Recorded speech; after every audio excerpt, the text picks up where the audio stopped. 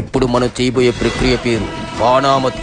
అంటే రేణుకా అవతారాన్ని నీలోనికి ఆవహించి శత్రువుని నీ ద్వారా బలివ్వడం. ఈ విద్యలో నువ్వేమాత్రం ఏమరపాటుకున్నావా కళ్ళలో నుంచి నోట్ల నుంచి రక్తం వచ్చేస్తావు. అంత ప్రమాదకరమైన సాధనిది. ఎంత త్రికరణ శుద్ధితో చేస్తావో అంత త్వరగా రేణుకా అవతారం నీ శరీరంలోనికి ఆవగిస్తుంది.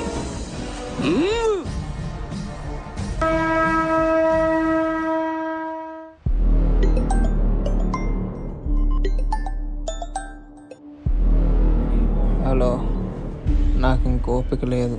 మార్నింగ్ ఫోన్ చేస్తా.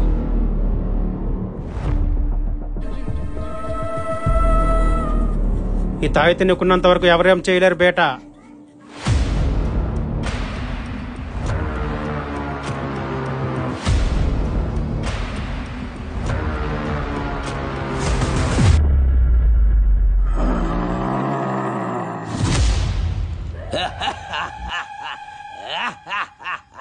రేణుకా అవతారం ఆవహించింది.